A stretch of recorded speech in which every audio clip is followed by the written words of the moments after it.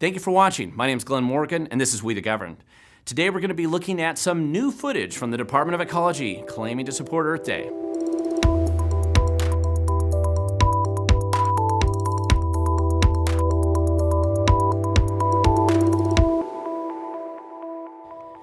Now, some people have been watching our channel for a while, realize we've done a series of stories just on the hypocrisy of the Department of Ecology, the leading environmental agency in the state of Washington, and in fact, the model agency on which the Federal Environmental Protection Agency was created to kind of model after that.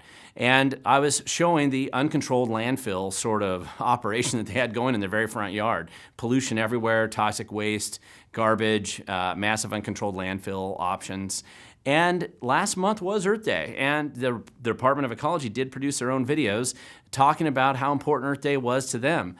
Now, it's not unusual for people to recognize the hypocrisy of the environmental movement. You see the cartoon right here of them, of course, showing that these people are, celebrating Earth Day, but then leaving all this garbage behind. Do they really care about it? And of course, it's also been written about numerous times in other types of books addressing that hypocrisy and that the environmental movement isn't always what it's cracked up to be. Elizabeth Nixon wrote a book called Ecofascists. I actually have a lot of admiration for her as an author. Behind the Green Mask, Rosa Corey, I met her and when she's come to Washington a few times before, and Bright Green Lies, among other books. There's been lots of things written about the Department of Ecology. But the Department of Ecology, and I've even written my own stuff about some of the environmental movement and the hypocrisy there as well. A number of years ago, I wrote an article called Gangrene and the Government Staff Infection. And so there's been ample opportunity to identify and discuss all of this hypocrisy that we see everywhere. But the Department of Ecology seems to be setting itself up as a special case. Here's their video. On Earth Day, the Department of Ecology reflects on the things we've accomplished and the work still left to do. As the very first environmental agency in the nation, we're celebrating 51 years of protecting Washington's land, air, and water. Now, of course, that protection doesn't seem to apply to their own front yard, which they allowed to be turned into an uncontrolled, unlined, basically landfill and toxic waste dump pile, and as I've documented in some of my other videos, open pit latrines, chop shops for small engines where they're dumping battery acid and all kinds of junk into the environment. I mean, this is what it looks like. This is what their front yard was looking like. Well, they did that video, same exact time. That's what it looked like. This is what they were showing us. This is how they would expect to manage green spaces at the Department of Ecology property themselves, right out their front yard, right there. That's how it was looking. But they were doing their virtue signaling green Earth Day video to show how awesome the agency was.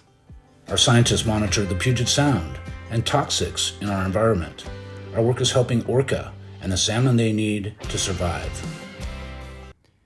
Now, of course, at the same time, the Department of Ecology is located in the Henderson watershed right next to Woodland Creek, and they were allowing their own toxic waste to go right into Woodland Creek and trickle right out into Henderson Bay and pollute the environment and the salmon stream that live there and the orcas that they so highly prize and identify as the creatures that they're supposedly protecting with all their environmental efforts. And yet, as it turns out, the Department of Ecology property is the single largest source of pollution in the entire Henderson watershed, right there, right in the front yard. But they were doing that video trying to tell you how important it was that they protect the salmon, but it sure doesn't look that way the way they're actually addressing it in their own front yard. Notice they also talked about testing, and one of the things that we're demanding from the Department of Ecology is to go out and do actual soil sample tests, full spectrum soil sample tests in the landfill that they had on their own property, and that they've recently, because we've been drawing attention to it, and the city of Lacey has been pushing them on it, that they've been trying to clean up, supposedly. Go check it out and actually do some tests, real legitimate, full spectrum quality tests on the water, the runoff, and the groundwater, and all the stuff that they've polluted in their own front yard.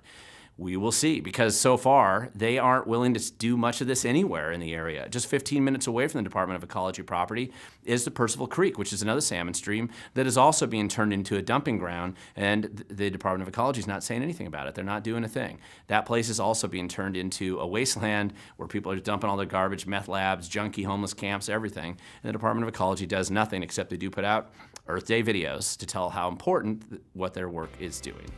We promote recycling, and we're working to open up new markets for the material we save from entering the landfill. And our litter crews remove tons of garbage from our roads and highways each year.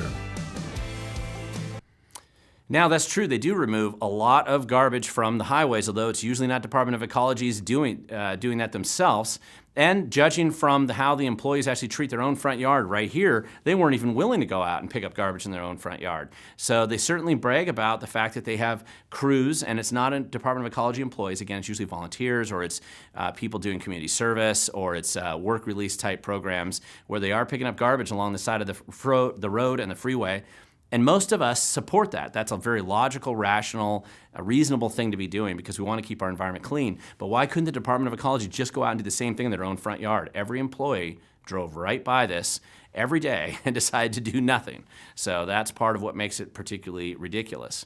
So if the Department of Ecology doesn't really care about the environment, what do they actually care about?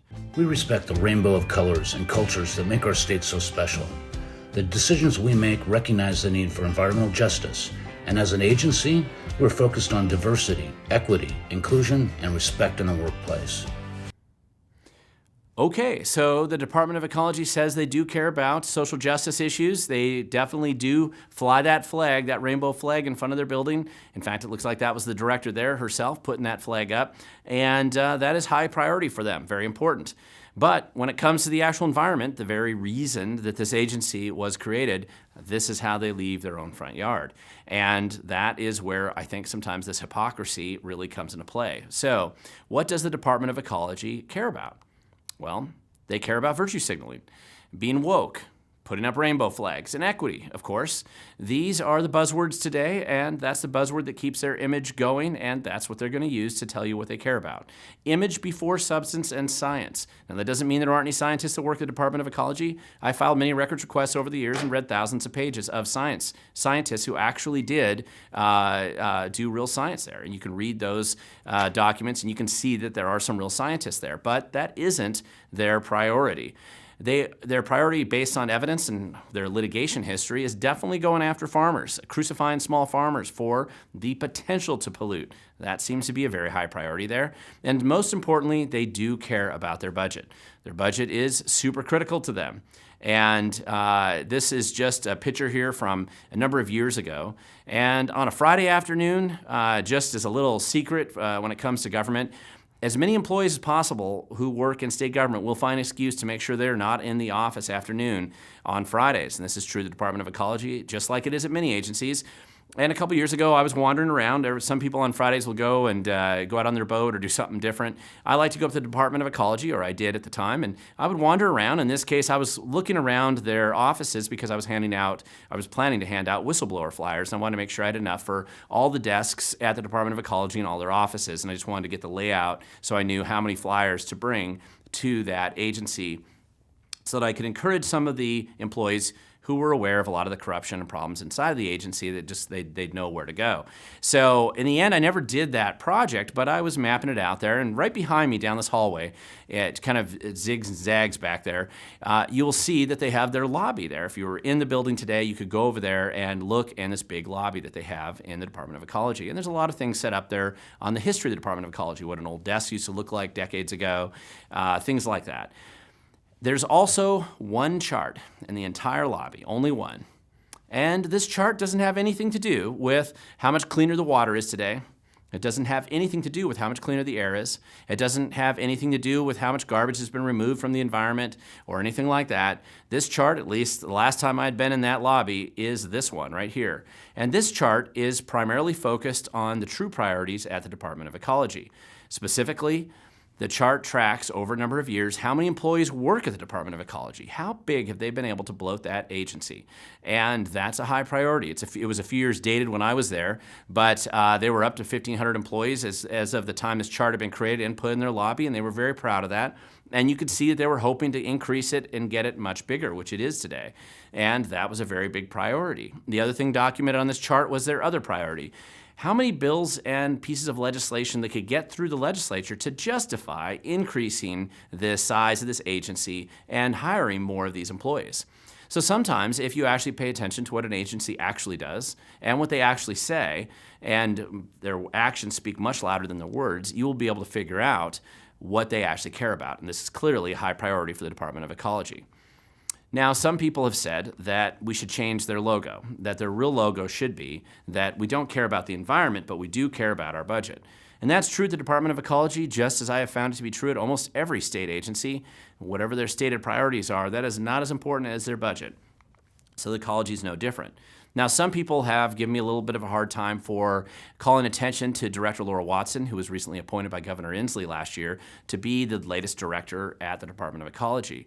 And their criticism of my attention of her is kind of based on some fact, because the truth is Laura Watson, just like the previous, she's really just following in the footsteps of the previous agency directors there, and they've all generally kind of done the same thing. She's not really doing anything new compared to what the previous directors have done, and they've also been hypocrites. However, it's under her watch that the uncontrolled landfill and the massive waste that you see here, just this uncontrolled pile of garbage that's been growing and growing, really took off and escalated to the point that it was just massive, entirely out of control. Sure, it's a homeless junkie camp in their front yard too, but that doesn't excuse the Department of Ecology allowing for open pit latrines, garbage being burned, massive piles of junk and garbage and toxic waste piling up in their front yard. And the point to be made here is that every single employee of the Department of Ecology and the EPA and the Conservation Commission and U.S. Fish and Wildlife, who's in the building right behind him, and the U.S. Marine Fisheries, who's also in the building right behind him, all of these people who pretend and claim to care about the environment drove right by this every day and did nothing. They did nothing. In fact, it's worse than nothing. Not only did they do nothing to clean up their own front yard, they spent a huge percentage of time going after and harassing small farm owners or landowners or people that had a horse in the back pasture, because that is, of course, a high priority for the Department of Ecology. So, when in review, and finally, I think that maybe what we should do is propose a much better and more accurate logo for the Department of Ecology, and one that I'd like to see them put on their website to more accurately reflect what they believe. So they may support Earth Day, but they're going to go and pollute it themselves at the same time. So thank you for watching. If you enjoyed what you see here and you want to learn more, go to WeTheGovern.com. I also encourage you to subscribe, share this video with others, and who knows, if you look a little bit closer, you may find a lot more government hypocrisy where you live as well. And the one thing I always try to tell activists and people who care about changing government, that the future belongs to those who show up.